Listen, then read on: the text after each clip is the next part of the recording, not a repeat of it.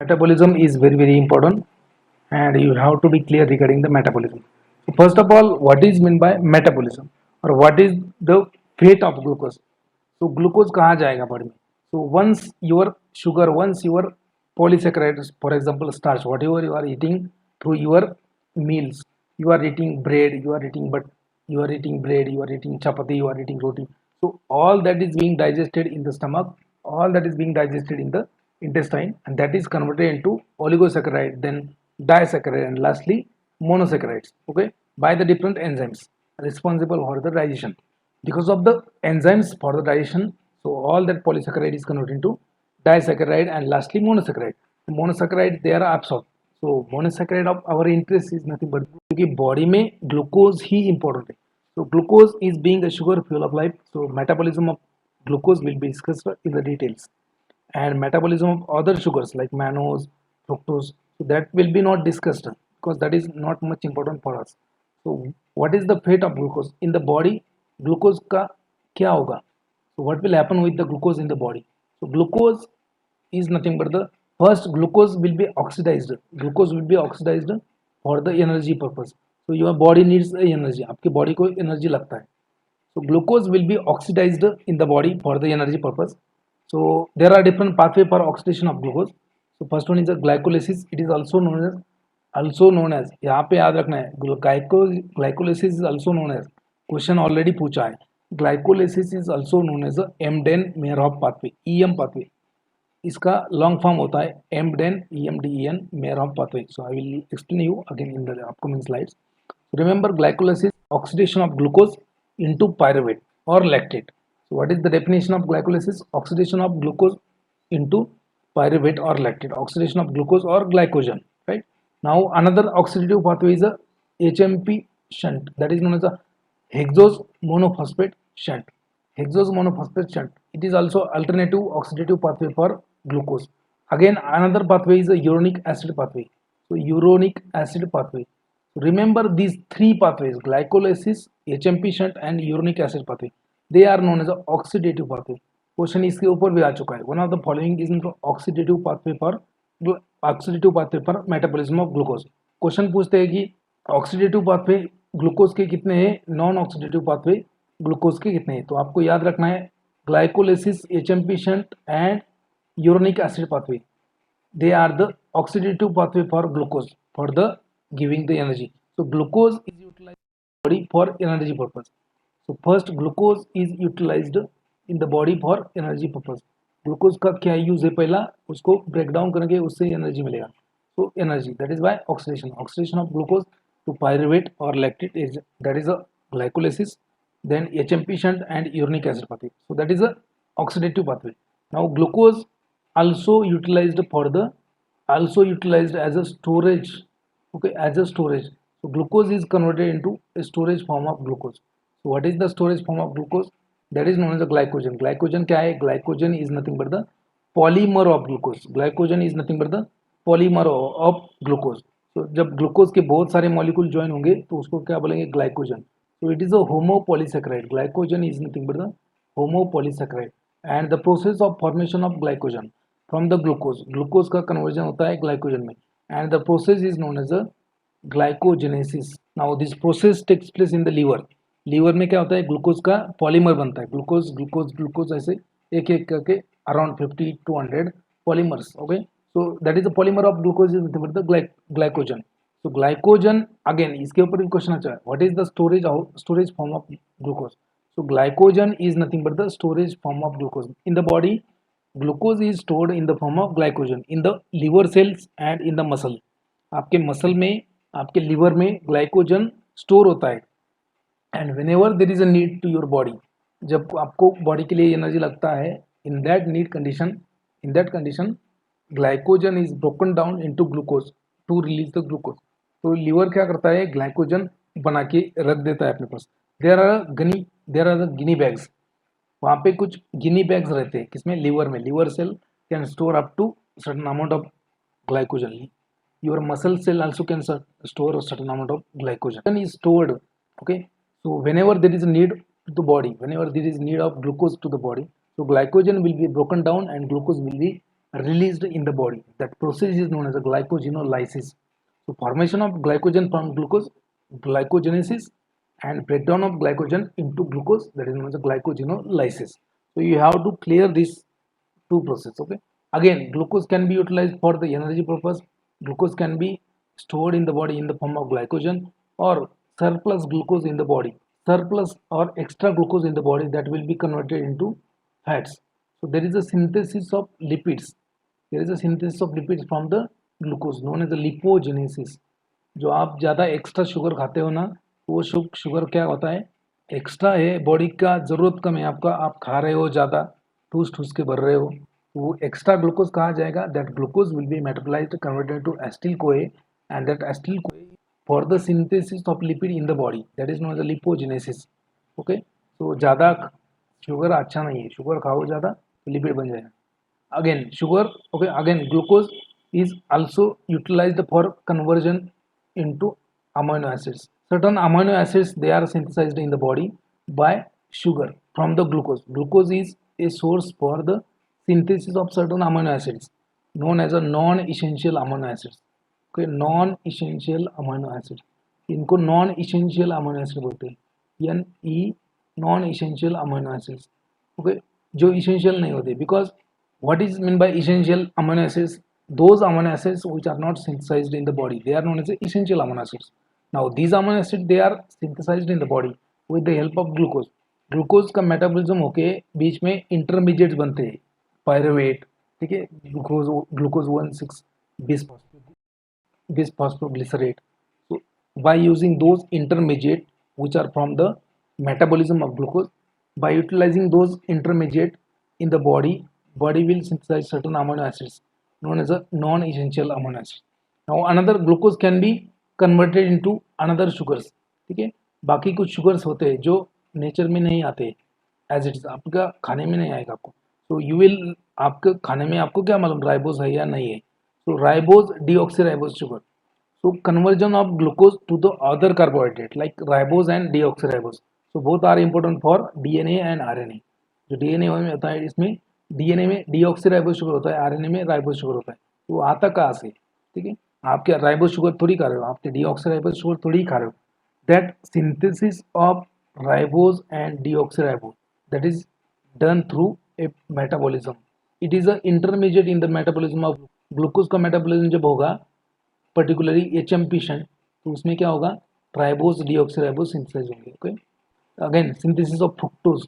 So fructose will be synthesized from glucose. Then synthesis of mannose, fucose, glucosamine, that is a amino sugar. Glucosamine क्या है, amino sugar. We have seen that. Then neuromic acid, galactose, then D-glucouronic acid. So all these, they are nothing but the another other sugars or complex sugars. So they are using glucose. Okay. So this is nothing but the fate of glucose. Glucose का body में क्या क्या use हो सकता है. तो glucose का use पहला क्या है, oxidation for the energy purpose. Energy purpose के लिए ऑक्सीडेशन हो जाएगा ग्लूकोज का, और glycolysis, HMP shunt and uric acid pathway. Again glucose can be utilised, या फिर ग्लूकोज जो है वो स्टोर किया जाएगा बॉडी में. It will be stored in the form of glycogen, right, in the liver and muscles. Glucose can be utilised for the synthesis of fat. आपकी body glucose का लिपिड में कन्वर्ट करेगी, right. Glucose can be utilised for the synthesis of amino acids. Okay, and glucose can be utilized for the synthesis of non-essential amino acid, and glucose can be utilized for the synthesis of other carbohydrate like ribose, deoxyribose, fructose, fucose, mannose. Okay, then glucosamine, galactose, and D-glucouronic acid. So that is nothing but the fate of glucose. Glucose का नसीब, नसीब में क्या लिखा है glucose के, ये सारा लिखा है कि ग्लूकोज का मेटाबॉलिज्म हो जाएगा, ऑक्सीडेशन हो जाएगा एनर्जी के लिए, या फिर उसका स्टोरेज बनेगा, या फिर उसका लिपिड बनेगा, या फिर अमीनो एसिड बनेगा, या फिर दूसरे शुगर्स बोलेंगे. ठीक है, आप होता है ना, आप देखते हो नसीब, मेरे नसीब में क्या लिखा है बाबा, बाबा रणछोड़ दास बोलेंगे आपके नसीब में क्या लिखा है बच्चा. तो वैसे ग्लूकोज के नसीब में इतना सारा लिखा है. Now will see next part. So after the absorption of intestine, after the absorption of sugar from the intestine, आपके जो भी स्टार्च खा रहे हो, जो भी आप मील ले रहे हो, so in the your GIT, that is being metabolized and converted into simplest form, that is monosaccharides. Now glucose will be absorbed. Now after the absorption of glucose, so whatever blood is, that is what ever blood there is around the GIT में जितना भी absorption होता है वो एक blood में जाएगा. So whole blood from the GIT area, that is carried to a liver first, and then from the liver it is carried to a main systemic circulation. Now पहला स्टॉप क्या होता है, ग्लूकोज का liver होता है. देखो, जब आपके स्टमक में से, इंटेस्टाइन में से जो भी जितना भी शुगर एब्सॉर्ब हुआ है वो कहाँ पे जाएगा, ब्लड में जाएगा. लेकिन वो पूरा GIT का एरिया का जो ब्लड है, वो सारा जो ब्लड है वो ब्लड लीवर को जाता है पहले वाया पोर्टल वेन. वहाँ पे एक पोर्टल वेन होता है, वो सारा ब्लड पोर्टल वेन क्या करेगी, लीवर को दे देगी. लीवर को बोलेंगे आप ये देखो क्या करना है इसका. तो लीवर क्या करेगा, मैक्सिमम अपने पास रखेगा, जितना बॉडी को लगता है शुगर उतना ही ब्लड में जाने देगा. ओके. नाउ जैसे मान लीजिए ब्लड में शुगर है आपकी, जो ऑलरेडी होता है, how that sugar is getting entry into the cell, how glucose is getting entered into the cell, how there is the entry of glucose in the cell. So your liver cell, liver में जो cell है, they don't need any type of transport system for the glucose. So entry of glucose in the liver cell, it is a free. Entry of glucose in the RBC, it is a free. आपका red blood cell है, आपके liver cell है, उसमें glucose freely move करता है. So glucose moves freely in the RBC as well as your liver cells, but glucose is not moving freely in the other cells. जैसे मान लीजिए कि आपका मसल सेल है, या फिर आपके आईज है, या फिर आपका कोई किडनी है, ब्रेन है, ठीक है, ऐसे. ओके. या फिर बाकी जो सेल्स हैं. So there is no free movement of glucose in the other cell. So for the transportation of glucose, your body has a different glycoproteins. Your body has a different glycoproteins known as the glucose transporters. Different glucose transporters. There are around 7 to 8 glucose transporter known as a GULT, glucose transporter. Glucose transporter 1. So this is present in the brain, kidney, placenta and RBCs. So what is responsible? What is the function of this glucose transporter 1? This is important when you are studying that anti-diabetic chapter. जो anti diabetic drugs है वो अगर समझना है तो ये सब समझना चाहिए आपको कि ग्लूकोज का यूटिलाइजेशन कैसे होता है, how glucose is entered into particular cell.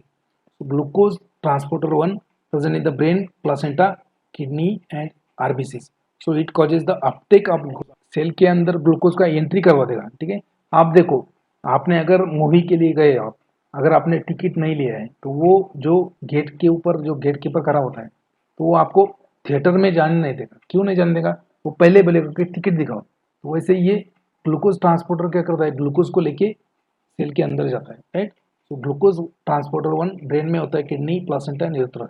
Likewise that glucose transporter 2 GULT2 present in the liver, okay, pancreas, beta cells of pancreas, small intestine and kidney. So it causes the rapid uptake of the glucose and release of the glucose from the liver. Liver में क्या है, glucose का entry भी होता है और वहाँ से रिलीज भी होता है. इसलिए now glucose transporter 3, so it is present in the brain, kidney and placenta, so responsible for the uptake of glucose. Again, glucose transporter 4 present in the heart muscle, skeletal muscle, aqueous tissue. So okay, so insulin stimulate the uptake of glucose through this glucose transporter. तो ये बहुत ही ज़्यादा important है, glucose transporter 4, because that is present in the heart and skeletal muscle where there is a maximum utilization of glucose and adipose tissue. Okay? So insulin will increase the uptake of glucose through these glucose receptor. Now glucose transporter 5 present in the small intestine, that is responsible for the absorption of glucose from the intestine. Now sodium dependent glucose transporter, that is SGLT, sodium dependent glucose transporter, that is present in the small intestine and kidney, responsible for the active uptake of glucose. So ये क्या है, सब glucose transporters है. They are nothing but the glycoproteins. We have seen the receptors. So as like the receptor, as like active transport. So active transport के लिए energy लगता है, you know that. तो कैरियर कौन है, ये glucose transporters. They are nothing but the carrier for glucose molecule. Okay, you have to remember. Now we'll see the next part. Utilization of glucose in the body. Fate of glucose. Glucose का क्या क्या हो सकता है, glucose के नसीब में क्या लिखा है ना. हर एक के नसीब में कुछ ना कुछ लिखा होता है. तो वैसे ग्लूकोज के नसीब में भी कुछ ना कुछ लिखा है. क्या लिखा है, so glucose absorbed sugar from the intestine by the active transport. तो क्वेश्चन आ सकता है, Sugars are absorbed by which process? Active transport. So sugars are absorbed by active transport in the form of monosaccharide. So absorb sugar from the intestine in the form of monosaccharide through a active transport that goes into portal circulation and then goes to the liver. So through a portal circulation, the sugar passes through a liver before reaching to a systemic circulation, and that is known as a liver is the first filter of sugar. In the liver there are two mechanism now in the liver sugar आ गया liver में उसके बाद में दो होगा क्या होगा फर्स्ट है withdrawal of sugar withdrawal of carbohydrate from blood blood में से शुगर लीवर में जाएगा दूसरा एक मैकेनिज्म होता है लीवर में से शुगर ब्लड में जाएगा अभी तो ब्लड शुगर लीवर में है जैसे मान लीजिए आपके बॉडी में शुगर लेवल कम हो गया मतलब आपके ब्लड शुगर लेवल कम हो गया ब्लड शुगर लेवल कम हो गया तो क्या करना है तो लीवर क्या करेगा वहाँ पे शुगर रिलीज करेगा अगर आपके बॉडी में शुगर ब्लड में शुगर लेवल ज़्यादा हो गया तो लीवर क्या करेगा ब्लड में से शुगर को बुलाएगा तो इधर आ जाए तेरा काम तो बहुत ज़्यादा हो गया तो इधर आ जाए तो first is withdrawal of carbohydrate from blood blood में अगर शुगर ज़्यादा है if your blood has a more glucose level than normal so what will happen liver will call that glucose and will convert that glucose into glycogen and the process is known as a glycogenesis by the process of known as a glycogenesis also glucose will be utilized by liver cell itself for the energy glucose liver के लिए भी लगता है क्योंकि liver को भी काम करना है काम के लिए एनर्जी चाहिए एंड ये एनर्जी कहाँ से मिलेगा ऑक्सीडेशन ऑफ ग्लूकोज तो liver will call the monosaccharides or glucose from the blood and convert it into a glycogen. Glycogen is nothing but the storage form of glucose, right? By glycogenesis. Now, liver cell will also require energy, and that is fulfilled by oxidation of glucose. Again, glucose can be utilized by liver for the synthesis of fatty acids and amino acids, right? ये हो गया first mechanism liver में glucose का क्या होगा तो पहले तो ग्लूकोज लीवर अगर ग्लूकोज आपके ब्लड में ज़्यादा है ब्लड से ग्लूकोज को बुलावा आ जाएगा लीवर क्या करेगा ब्लड ग्लूकोज जो है उसको बुला लेगा अपने पास चलो तेरे ब्लड में बहुत ज़्यादा हो गए तो इधर आ जाए तेरे को ग्लाइकोजन में कन्वर्ट करता हूँ ठीक है तेरे को मैं ऑक्सीडेशन करता हूँ मुझे एनर्जी चाहिए तेरे को मैं कन्वर्ट करता हूँ अमीनो एसिड्स में एंड फैटी एसिड्स में अभी suppose your blood sugar level is less आपके ब्लड में शुगर लेवल कम है एंड आपको ज़्यादा लग रहा है so liver will release the glucose so release of glucose by liver in the blood formation of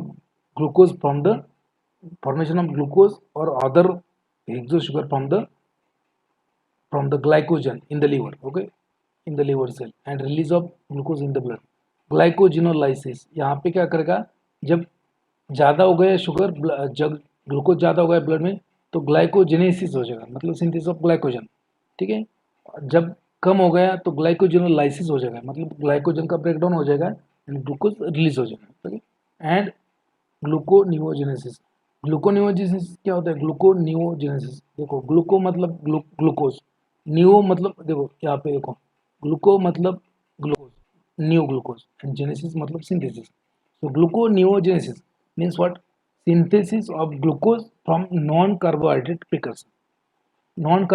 precursor what is that so for example your amino acids for example your lipids glucose बनेगा किससे lipid से या फिर amino acid से या फिर acetyl कोए से तो उसको क्या बोलेंगे gluconeogenesis so synthesis of glucose from non-carbohydrate precursor known as the gluconeogenesis now liver cell are free they are freely permeable to the glucose insulin increases the uptake of glucose in the extra hepatic tissue जो बाकी के organs होते हैं अपने muscles वगैरह हुए जिनमें glucose लगता है सो कौन हेल्प करता है ग्लूकोज का यूटिलाइजेशन करने के लिए insulin so insulin remember insulin increases the uptake of glucose in the extra hepatic tissue means other organs and that's why insulin is very important insulin क्या है बहुत ही ज़्यादा इंपॉर्टेंट है एंड लैक ऑफ इंसुलिन अगर insulin नहीं है what is insulin insulin is an endocrine hormone produced by pancreas which kind of cells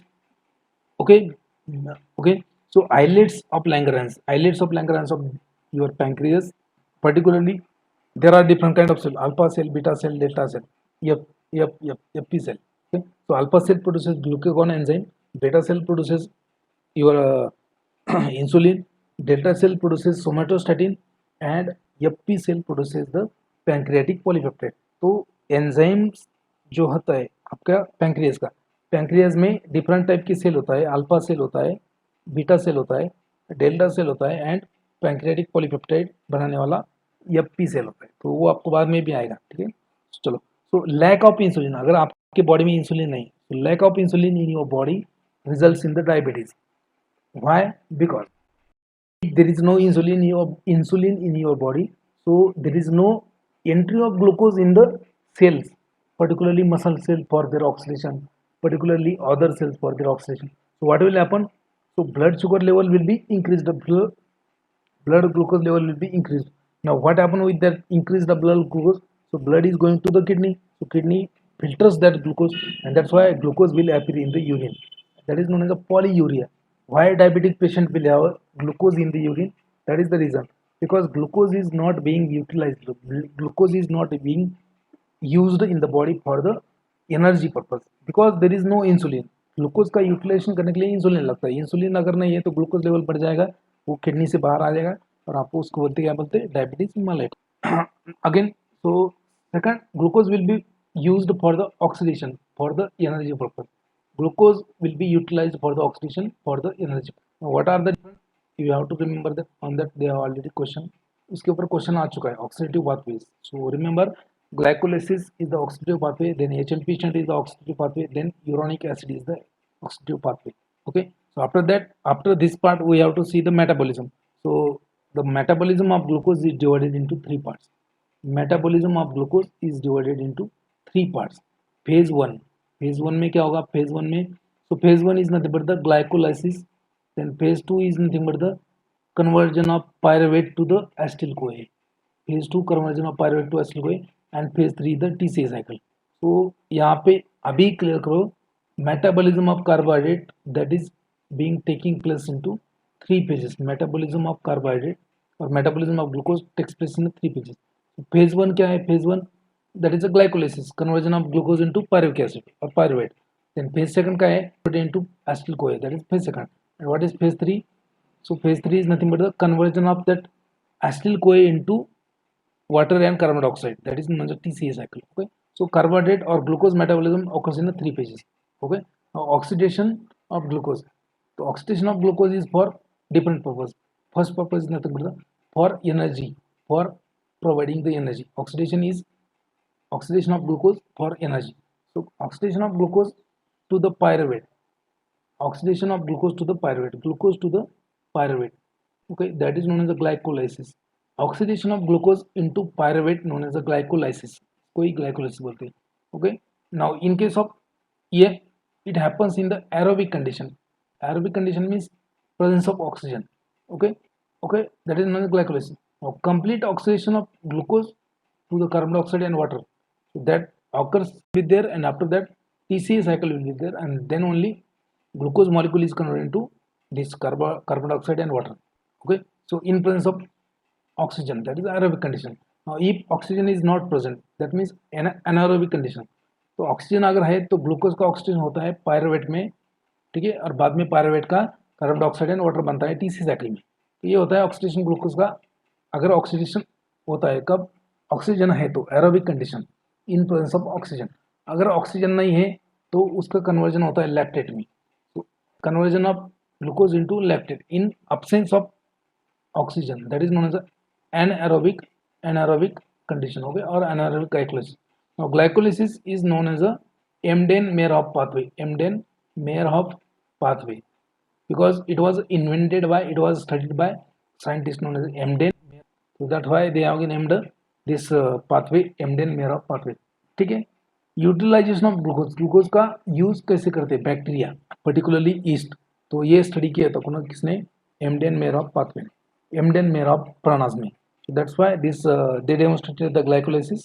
Okay, and that's why they have given the name EM pathway. So question आ चुका है, glycolysis is also known as Emden-Meyerhof प्रणास pathway, प्रणास pathway. So okay, या फिर simply EM pathway या फिर EMP pathway. ठीक है, EM pathway या फिर EMP. EM मतलब Emden-Meyerhof, EMP मतलब Emden-Meyerhof प्रणास. Okay, so glycolysis occurs in the all tissue for the energy requirement, आपके बॉडी में जितने भी सेल्स है टिश्यू इसमें ग्लाइकोलाइसिस हो जाएगा, क्योंकि उसका ऑक्सीडेशन हो जाएगा ग्लूकोज का to the pyruvate for the energy purpose. With the release of energy is released in the form of ATP, adenine triphosphate, adenosine triphosphate, ATP. ADP मतलब adenosine diphosphate. So energy is provided in the form of ATP, adenosine triphosphate. After the glycolysis, whatever the product of glycolysis, the end product of glycolysis is nothing but the last product क्या होता है glycolysis का? Pyruvate. So pyruvate is converted into carbon dioxide and water. Okay, carbon dioxide and water in the citric acid cycle. Citric acid cycle, or it is also known as a tricarboxylic acid cycle, because इसमें try मतलब क्या? 3, carboxylic मतलब क्या? Carboxylic acid. तो इसमें 3 carboxylic acid आता है. कौन से आता है मैं आपको बोलूँगा बाद में, ठीक है. सिट्रेट आता है, साइट्रिक एसिड आता है, ओके, आइसोसाइट्रिक एसिड आता है, ओके, मैलिक एसिड आता है, तो बाद में बोलूँगा. Oxidation of oxidation of oxidation of oxidation of acetic monoxide, that is in a citric acid cycle. So citric acid cycle is a final common metabolic pathway for all carbohydrate, lipids and amino acids. इसके ऊपर भी question आ चुका है. What is the central metabolic pathway? Common metabolic pathway or central metabolic pathway is nothing but the Krebs cycle or citric acid cycle or TCA cycle. Both are the synonyms. देखो Krebs cycle को ही TCA cycle बोलते हैं, उसको ही अपन tricarboxylic acid cycle बोलते हैं. तो उसका डेफिनेशन क्या है? Conversion of pyruvate into, okay, conversion of acetyl CoA into carbon dioxide and water. That is definition. That is the central metabolic pathway for carbohydrate, lipids and amino acids. ये question already GPAT 2020 में आ चुका है, ठीक है, important. Then next oxidative pathway होता है HMP shunt, hexose monophosphate shunt, alternative pathway for oxidation of glucose. And it is the purpose of this oxidative pathway is not to provide energy but to provide certain intermediate. इसका reason क्या है HMP pathway का? इसका काम क्या है HMP pathway का? It is alternative pathway for glycolysis, right? Alternative pathway for glycolysis, that is oxidation of glucose but not for providing the energy. So for what? For providing the NADPH. HMP shunt का role क्या होता है? ये provide करना. क्या है? NADPH. What is NADPH? Nicotinamide adenine diphosphate nucleotide. Okay, NADPH. It is a reduced form of NAD, nicotinamide adenine dinucleotide. उसका ये रिड्यूस्ड फॉर्म होता है for the reductive synthesis, and second reason होता है पेंटोस फॉस्फेट पाथवे का, to produce a pentose sugar. Pentose sugar कौन सा है? Ribose and deoxyribose for the synthesis of nucleic acid. Okay, now this pentose, okay, this HMP, hexose monophosphate shunt, this HMP, hexose monophosphate shunt, operates in a certain tissue, not in a all tissue. जैसे glycolysis क्या होता है? सब tissue में आता है ना. तो ये पेंटोस फॉस्फेट पाथवे सब टिश्यू में नहीं आता है, ठीक है. So first oxidative pathway for glucose is nothing but the glycolysis HMP shunt, hexose monophosphate pathway, and third one is nothing but the uronic acid pathway. So again it is alternative pathway for glucose metabolism. Oxidative pathway ये भी होता है, and it provides the D-glucouronic acid. D-glucouronic acid, ये pathway से क्या बनेगा? ग्लूकोयूरोनिक acid बनेगा, and that is synthesized, and glucouronic acid important for synthesis of mucopolysaccharides and conjugation reaction. तो आपने फार्माकोलॉजी में देखा होगा phase second metabolic reaction glucuronide conjugation. तो वो ग्लूकोयूरोनिक एसिड कहाँ से आता है? वो ग्लूकोयूरोनिक एसिड आता है यूरोनिक एसिड पाथवे से. So third oxidative pathway is nothing but the uronic acid pathway to provide a D-glucouronic acid, which is very important for the synthesis of mucopolysaccharide and for the detoxification reaction or conjugation reaction or metabolism reaction in the phase second. Am I audible you clearly? Audible आएगा? Now please mute. Now non-oxidative pathway for the glucose. Non-oxidative pathway कौन सा है? Now storage कैसे होता है glucose का? So storage कैसे होता है? Okay. So glucose is stored in the form of glycogen, and the process of making of glycogen from the glucose is known as glycogenesis. Again, a pathway.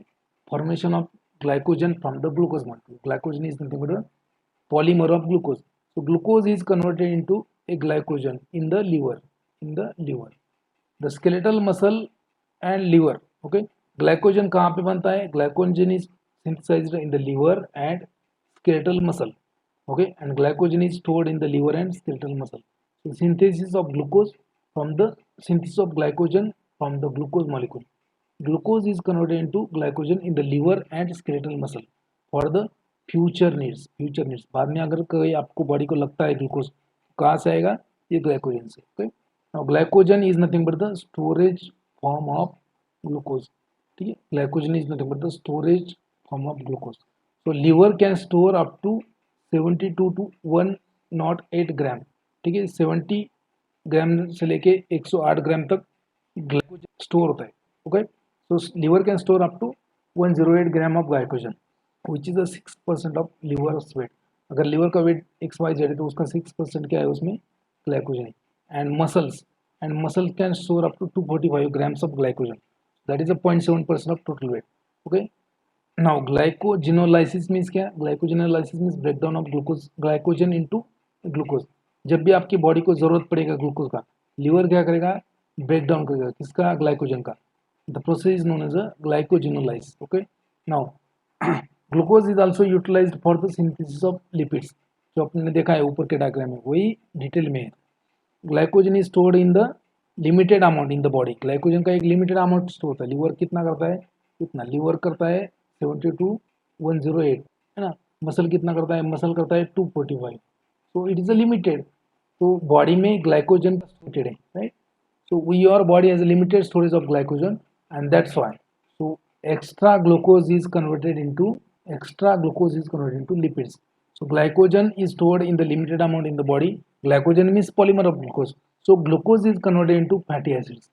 Glucose is converted into fatty acids and stored in the form of triacyl glycerol. Okay, triacyl glycerol. That is known as a fatty acids or fatty. So the process of formation of lipids from the glucose known as lipogenesis. क्या है आप? और एक नसीब क्या है? So glucose will be converted into another sugars. दूसरे sugars में भी glucose conversion हो जाएगा. So small amount of glucose is directly or indirectly converted into other sugars, which is important for the body, which has an important function in the body. जैसे for example पहला होता है आपका ribose and deoxyribose. So ribose and deoxyribose sugar, they are very important for your nucleic acid. In the DNA, deoxyribose sugar is there. In the RNA, ribose sugar is there. So as such in the nature they are not there. आपका diet से आपको deoxyribose sugar या फिर ribose sugar नहीं मिलेगा. आपको सिर्फ glucose मिलता है. ठीक है, तो ग्लूकोज फ्रुक्टोज मिलता है, मैनोज मिलता है. So glucose is converted to ribose and deoxyribose for the synthesis of nucleic acid. Now this ribose deoxyribose they are a 5 carbon atom containing sugar. ये क्या है? पेंटोज शुगर है. And they are intermediate in the HMP shunt. That's why HMP shunt is important. इसके ऊपर कम से कम 3 बार question आया है, तो अपन ये बाद में देख लेंगे. ठीक है, now another sugar is known as a fructose. So glucose is also converted into fructose in some amount, particularly in the seminal vesicles. जो स्पर्म्स होता है, sperms will utilise a fructose not a glucose. Glucose will not be used as an energy source for sperms. Sperms will utilize fructose as an energy source and fructose will be metabolized for the energy. Then again glucose will be converted into another sugars. कौन सी sugars है? And glucose will be converted into another sugars known as mannose, fructose and glucosamine, then uramic acid. So they are the another product of glucose, okay, which are very very important for your mucopolysaccharide and glycoprotein. Then glucose will be also converted into galactose. Glucose का है, galactose भी बनता है. और galactose क्या है? Galactose is very important for glycolipids. Galactose is important for glycolipids and lactose. Lactose क्या है? लैक्टोज क्या है? Disaccharide, so milk sugar. So glucose is converted into another sugars like ribose, deoxyribose, mannose, fructose, glucose, glucosamine, then galactose. Then again it is converted into amino acids also. Glucose is converted into D-glucouronic acid also, we have seen. Now how there is entry of glucose in the cell. तो cell का entry glucose का entry cell में कैसे होगा? Not liver cell, बाकी cell में. तो insulin, there are 2 mechanism for the entry of glucose in the cell. Glucose का सेल के अंदर एंट्री, ग्लूकोज सेल के अंदर जाने के लिए 2 मैकेनिज्म होता है. So first mechanism is nothing but the insulin independent transport. Okay, insulin independent transport for glucose. मतलब इसमें इंसुलिन का जरूरत नहीं है, insulin independent transport of glucose that happens in the okay liver and RBC and brain. Liver cell में, आपके red blood cell में, या फिर इरिथ्रोसाइट्स में, या फिर ब्रेन में, तो ये तीनों में ग्लूकोज क्या है, फ्री पास है। इसमें इसको टिकट निकालने की जरूरत नहीं है ना, इसमें टिकट निकलना ही नहीं उसको, विदाउट वो कभी भी आता है जा सकता है, कोई उसको रोकेगा नहीं। इन the liver RBC and brain, so insulin independent transport of glucose in the liver RBC and brain. Insulin dependent transport, insulin किसके लिए लगता है, इसके लिए insulin dependent transport by using glucose transporter like glucose transporter 1 2 3 4 5 6 7। insulin will increase the number of glucose transporters and promote the activity of glucose transporter 4 in the skeletal muscle। तो अपन ने देखा है GULT4, so that is present in the skeletal muscle responsible for the uptake of glucose, ठीक है। Now metabolism, what do you mean by metabolism?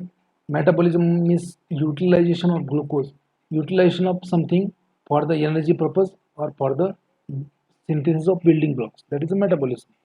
Metabolism is made up of two terms, anabolism and catabolism. Anabolism क्या होता है, anabolism मतलब synthesis of complex molecule from the simple molecule. तो देखो glycogen क्या है, glycogen is a complex molecule polymer of glucose, so that is synthesised from glucose, that comes under the anabolism। So metabolism is nothing but the anabolism plus catabolism, anabolism plus catabolism। So anabolism means what, synthesis of complex molecules from the simple in which energy is required, तो इसमें energy खर्च हो जाएगा, ठीक है।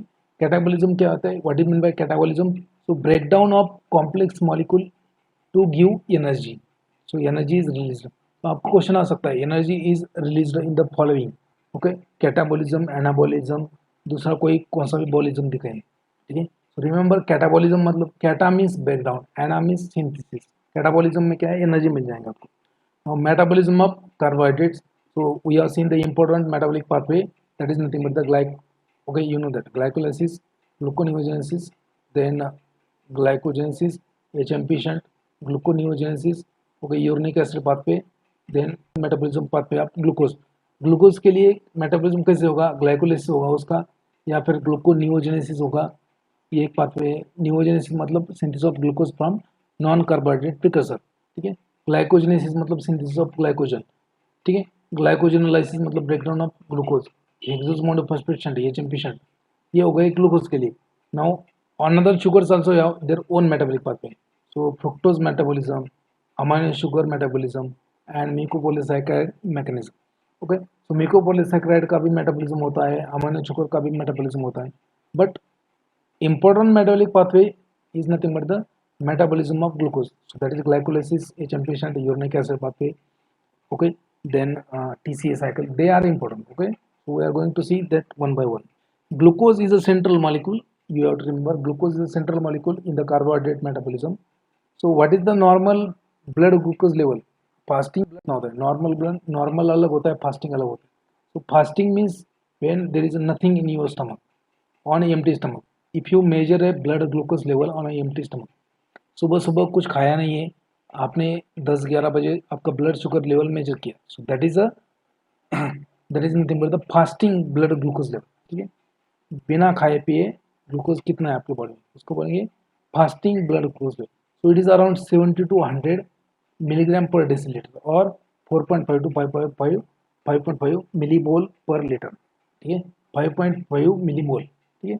Remember fasting blood glucose level 70 to 100, और आपका eating के बाद में ब्लड ग्लूकोज ज़्यादा होता है, अराउंड 120 होता है, around 120 130, so that is a okay, that is a glucose level, normal glucose level of body.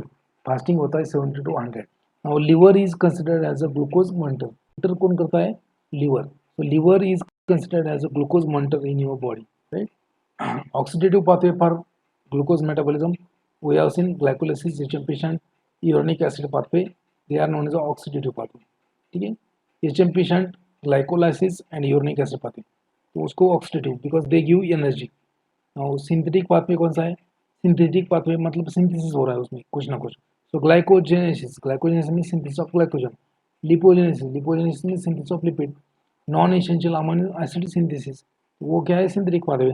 Question इसके ऊपर आ चुका है, which are the synthetic pathway, which are the oxidative pathway, question इसके ऊपर आ चुका है, ठीक है, याद रखना है आपको।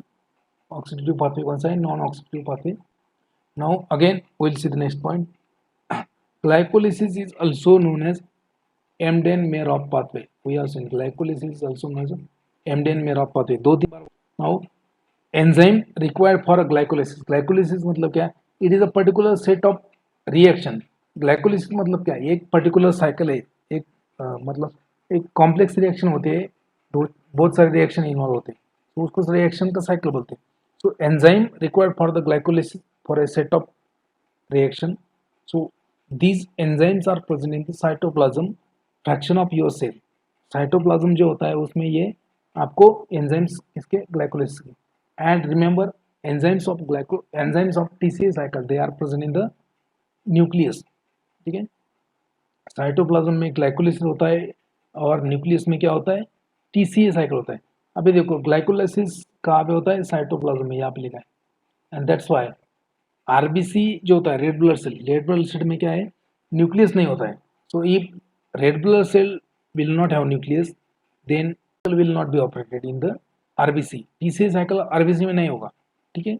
तो इसकी वजह से glycolysis is the only source of energy, glycolysis is the only source of energy, और glycolysis is the only metabolic pathway for the energy in the RBC. RBC के लिए सिर्फ ग्लाइकोलाइसिस ही है, बाकी टिश्यू के लिए ग्लाइकोलाइसिस भी है, टीसीए साइकिल भी है, बिकॉज बाकी टिश्यू में क्या है कि उसमें न्यूक्लियस होता है, बट आरबीसी में न्यूक्लियस नहीं होता है, तो आरबीसी में सिर्फ ग्लाइकोलाइसिस हो जाएगा, टीसीए नहीं होगा। Okay, so enzymes for glycolysis they are present in the cytoplasm और cytosomal fraction of cell, and aerobic glycolysis means in presence of oxygen. The product of aerobic glycolysis is nothing but the pyruvate. तो aerobic glycolysis in presence of oxygen product क्या है आपका, product है आपका pyruvate. In absence of oxygen, what is the product of glycolysis? That is the lactate. आपको ये याद रखना है, क्वेश्चन इसके ऊपर भी आता है।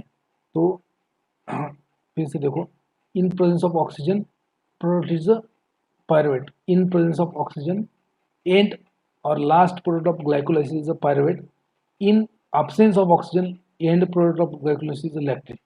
So glycolysis will have different energy and end product depending upon the whether oxygen is present or not. So okay, clear. Now glycolysis is very important for brain के लिए बहुत ज़्यादा important है glycolysis. Okay, so we'll see the glycolysis first and ये step बाद में देख लेंगे, rate limiting step ऊपर क्या होता है बाद में। So first glycolysis in a very simple way. So blood sugar level, blood में क्या होता है आपका, ग्लूकोज।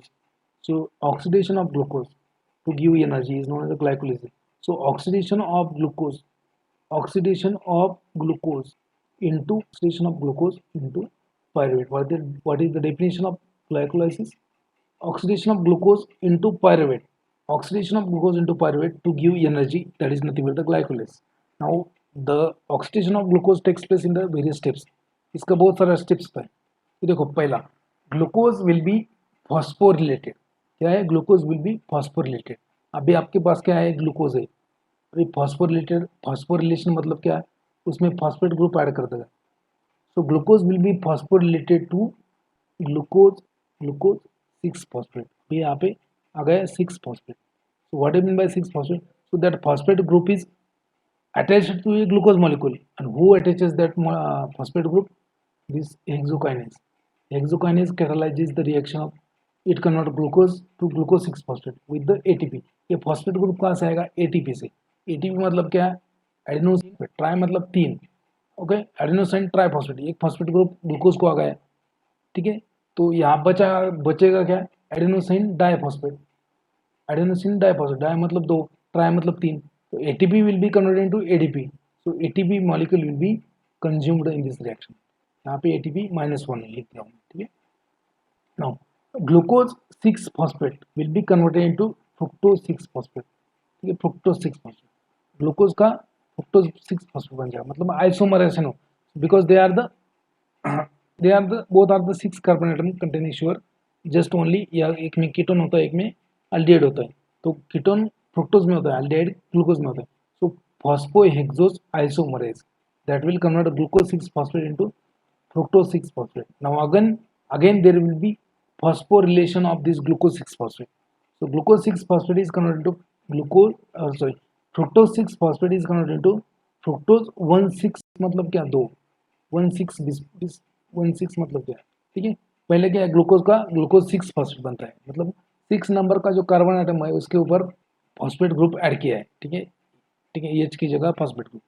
बाद में ग्लूकोज 6 फॉस्फेट का फ्रुक्टोज 6 फॉस्फेट बनता है by using isomerase, and fructose 6 phosphate जो है that is converted into fructose 1,6 bisphosphate by the enzyme known as phosphofructokinase.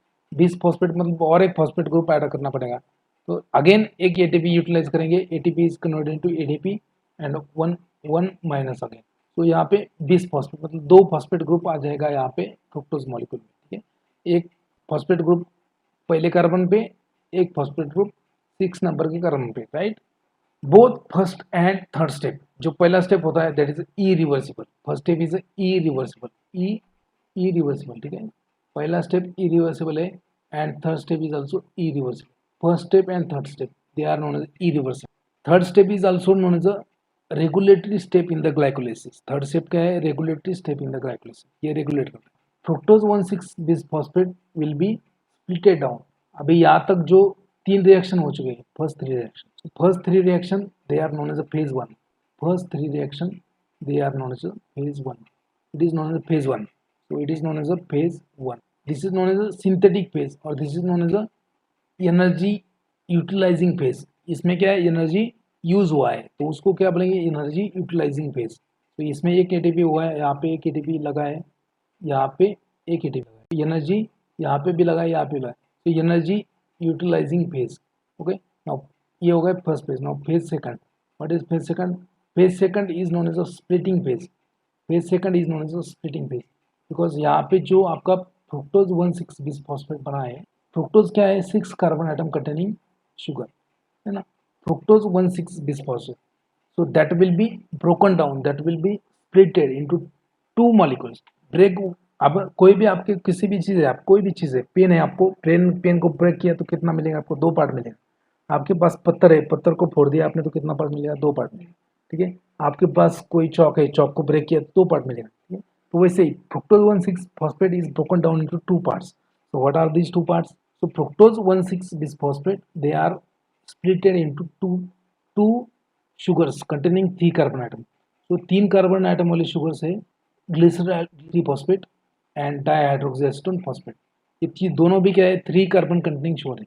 Now that is done by aldolase. Aldolase enzyme will break down the glucose, aldolase enzyme will break down the fructose 1,6 bisphosphate into 2 molecules of 3 sugar or 3 carbon atom contain glyceraldehyde 3 phosphate and dihydroxyacetone phosphate। यहाँ पे 2 molecules आए, ठीक है। Now this dihydroxyacetone phosphate is converted into glyceraldehyde 3 phosphate। ये क्या है, isomerisation होता है उसका, isomerisation, and this dihydroxyacetone phosphate is converted into glyceraldehyde 3 phosphate, means ultimately you are getting a 2 molecules of glyceraldehyde 3 phosphate, ठीक है। आपका फ्रुक्टोज 1,6 बिसफॉस्फेट जो है वो ब्रेक डाउन होता है इसमें 3 कार्बन कंटेनिंग शुगर में। पहला शुगर कौन सा है, ग्लिसरॉल्डिहाइड 3 फॉस्फेट। दूसरा कौन सा है, अभी ये डाइहाइड्रोक्सीएसीटोन फॉस्फेट क्या होता है, आइसोमराइजेशन होता है, आइसोमरेज एंजाइम इसको कन्वर्ट करता है ग्लिसरॉल्डिहाइड 3 फॉस्फेट में। मतलब यहाँ पे आपको 2 मॉलिक्यूल्स मिलेंगे, 2 molecules of glyceraldehyde 3 phosphate, right? Now further यहाँ पे याद रखना है 2 molecules, so that's why it is known as splitting phase, it is known as splitting phase।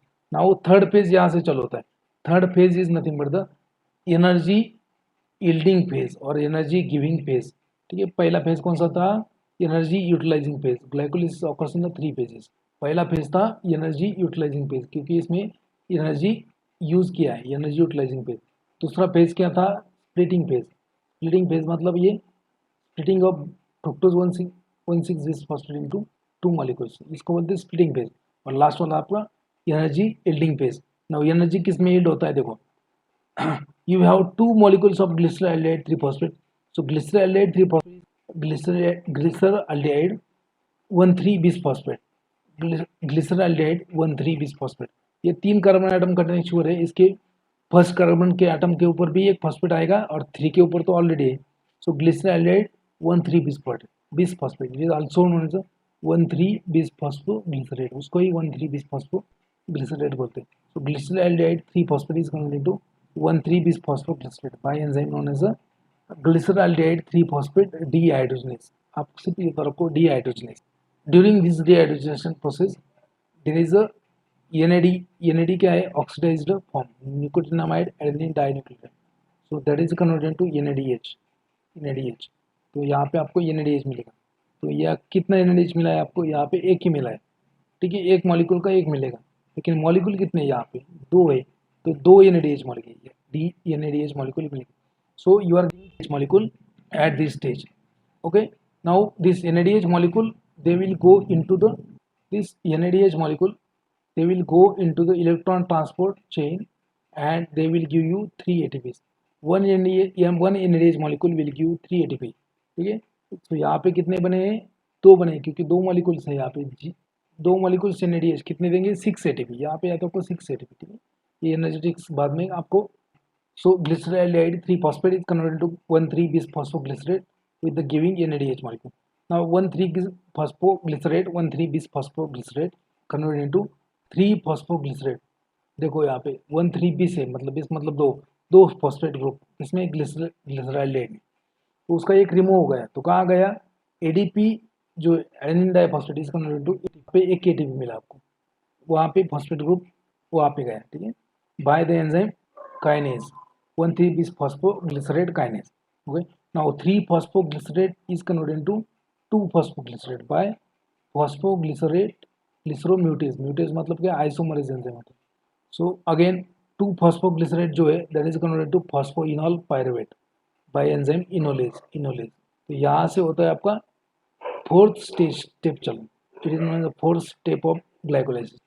Okay, substrate level अभी देखो 1,3-bis फॉस्फेट जो होता 1,3-bis फॉस्फोग्लिसरेट 1,3-bis फॉस्फोग्लिसरेट जो है आपका ये मॉलिक्यूल, सो इससे क्या होता है?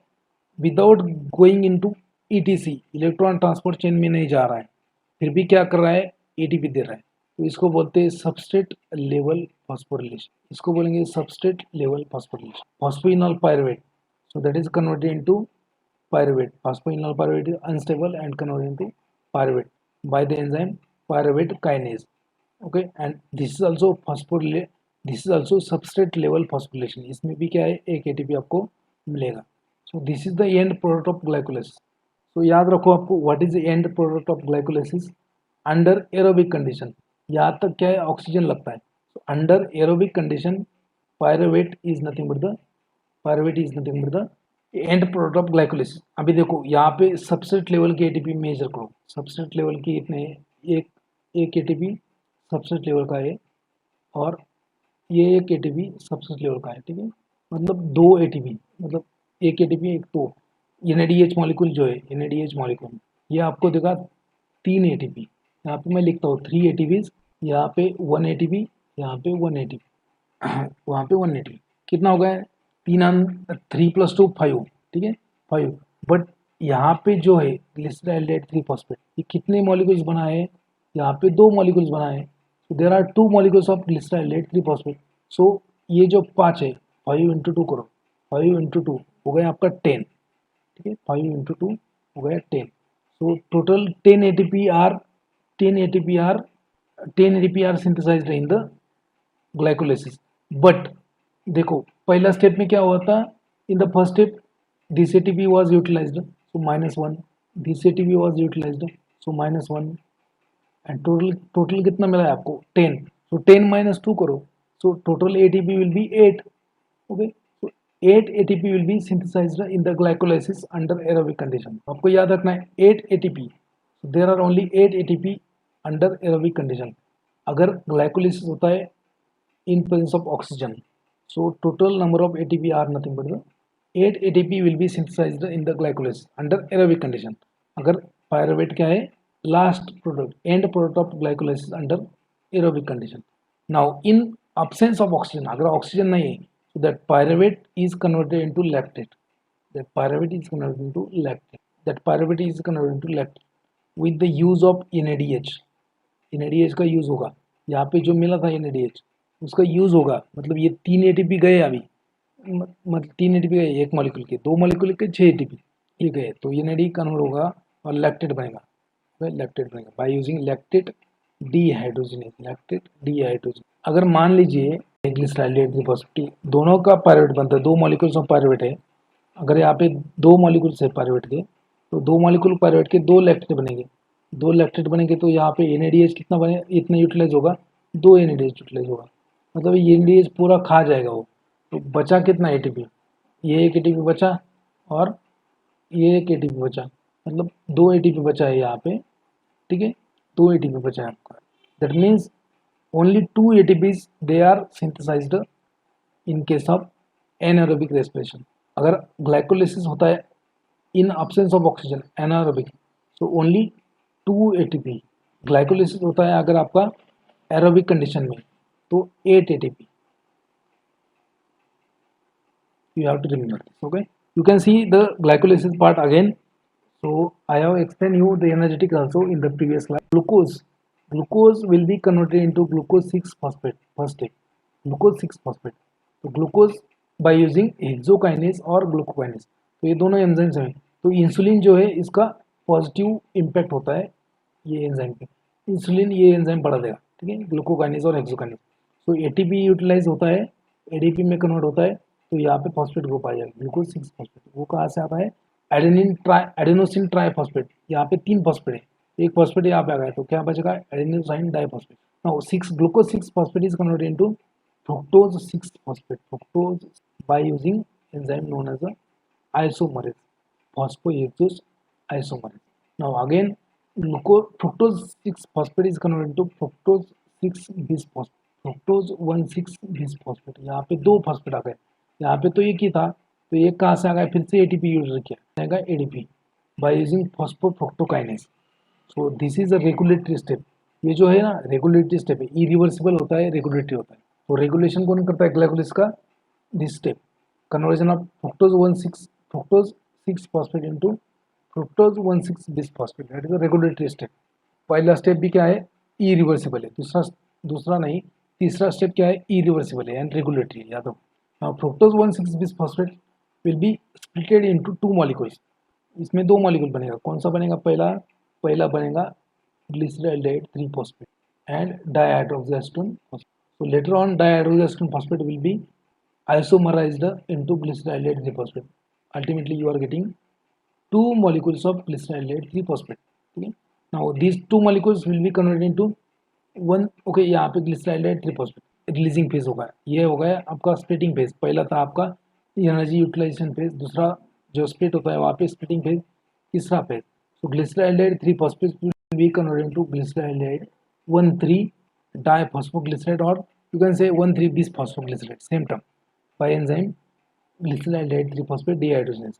इसमें क्या होगा, इसमें एक NADH मॉलिक्यूल रिलीज होगा जो आपको 3 ATP देगा बाद में, तो 2 मॉलिक्यूल है ग्लिसरॉल्डेहाइड फॉस्फेट के, तो यहाँ पे ग्लिसरॉल्डेहाइड 3 फॉस्फेट के 2 मॉलिक्यूल है, तो यहाँ पे 2 मॉलिक्यूल बनेंगे NADH, then glyceraldehyde 1,3 bisphosphoglycerate is converted to 3 phosphoglycerate by enzyme kinase, यहाँ पे एक सबस्ट्रेट लेवल फॉस्फोरिलेशन हो जाएगा, यहाँ पे एक ATP मिलेगा, मतलब एक मतलब भैया 2 मॉलिक्यूल है तो 2 ATP, again 3 phosphoglycerate into 2 phosphoglycerate by Mute's enzyme, 2 phosphoglycerate is phosphoenol pyruvate, okay, by the enzyme enolase, and phosphoenol pyruvate converted into pyruvate by the enzyme pyruvate kinase with the release of substrate level ATP, ATP एक मिलेगा but molecule कितने, 2 है, 2 ATP, तो NADPH भी 2 मिलेंगे, मतलब 6 ATP और ये 4 10 ATP, 2 न्यूट्रलाइज हो चुके हैं, तो 8 ATP will be there in presence of oxygen, aerobic condition में 2 ATP मिलेंगे, and now under anaerobic condition pyruvate is a end product of glycolysis under aerobic condition.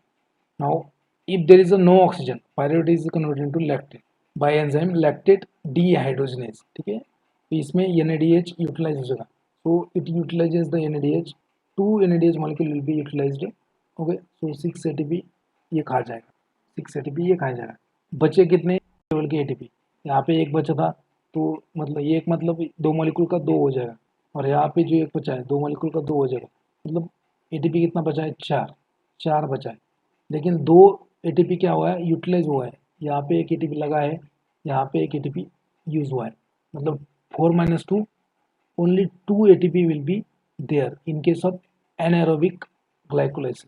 Aerobic glycolysis में 8 ATP था. Is that understood? We'll see the next part. Next part is nothing but the anaerobic glycolysis will be summarized as glucose plus 2 ADP plus 2 PI will give 2 lactate molecule with the 2 ATP. Steps of aerobic glycolysis के कितने step होते हैं? पहला होता है energy investment phase और priming phase, जिसमें पहला first step is glucose 6 phosphate by hexokinase or glucokinase, which is an irreversible step. Second step में glucose 6 phosphate is which is a central molecule. Glucose 6 phosphate क्या है? Central molecule है. So it is a central molecule for other metabolic reaction like synthesis of amino sugar, gluconeogenesis, like that. Okay. Then second step होता है glucose 6 phosphate is converted into fructose 6 phosphate by isomerase enzyme. Third step होता है fructose 6 phosphate is converted into fructose 1,6 bisphosphate by phosphofructokinase, which is a irreversible step,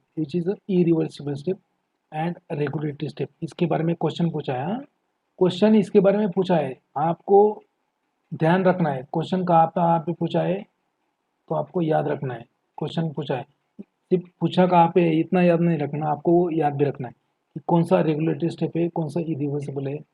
सो जो third step होता है conversion of fructose 6 phosphate to the fructose by phosphofructokinase. So that is the irreversible step and regulatory step. First step भी क्या है, irreversible है, पहला step भी जो है ना वो भी क्या है, irreversible है. Okay, now 2 ATP molecules they are consumed in the phosphorylation of first 3 steps. Okay, so that's why energy investment or priming step. Okay? Now second step क्या है, splitting phase. Second phase होता है splitting phase. So in that fructose 1,6 bisphosphate is broken down into 3 carbon containing 2 molecules. First molecule is a glyceraldehyde 3-phosphate and second is a dihydroxyestone phosphate, which later will interconverted into 2 molecules of glyceraldehyde 3-phosphate. Okay. Now in this step there is no energy investment or no energy production. Okay. 2 molecules of glyceraldehyde 3-phosphate will be converted to glyceraldehyde 1,3 bisphosphate, okay, by dehydrogenase enzyme, and later on this glyceraldehyde 3-phosphate will give you 2 NADH molecule which will be sent to ETC to give 6 ATP. Now glyceraldehyde 1,3 bisphosphate is converted into glyceraldehyde 3-phosphate by kinase enzyme giving 1 substitutable ATP. 1 मतलब 1 into 2 2 दो molecules है इसलिए. Then 7th step क्या होता है, glyceraldehyde 3-phosphate converted into glyceraldehyde 2-phosphate by mutase enzyme, it is isomerase enzyme. 8वां step होता है glyceraldehyde 2-phosphate is converted into phosphoenol pyruvate by enolase enzyme.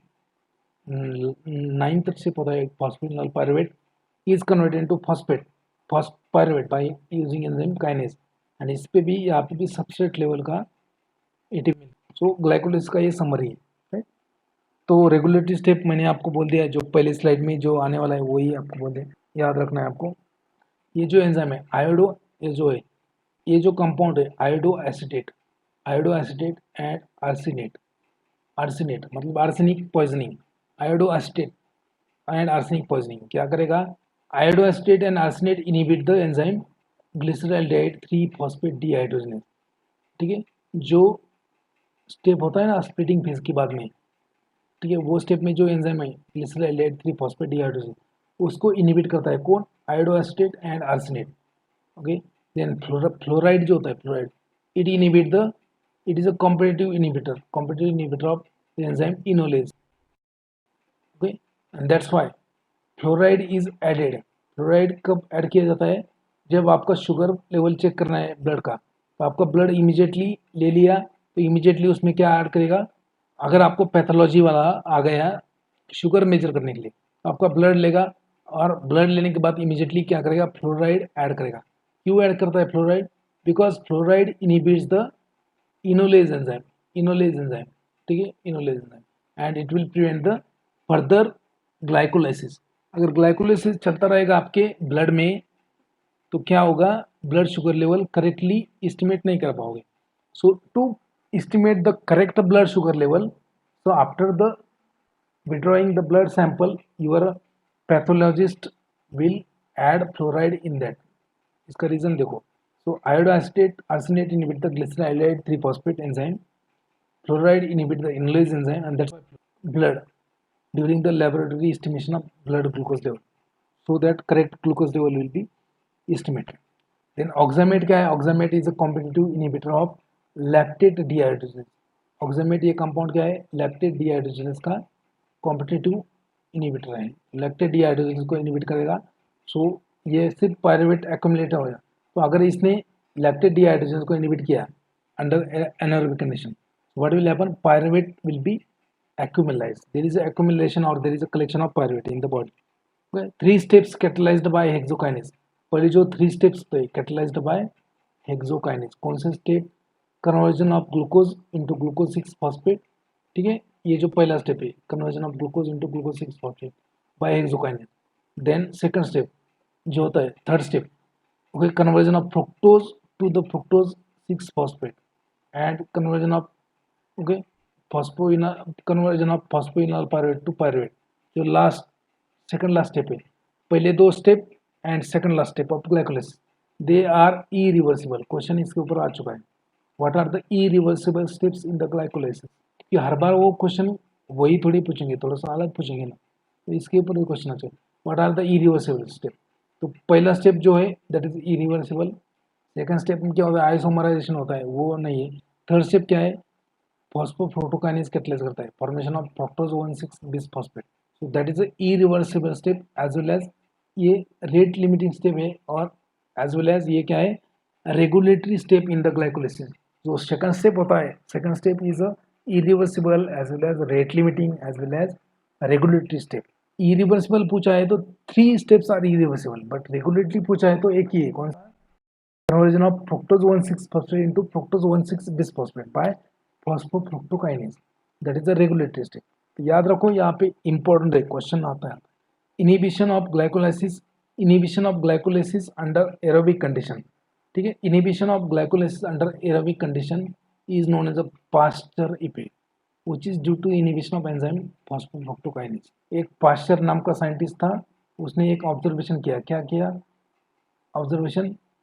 Glycolysis is inhibited under anaerobic condition.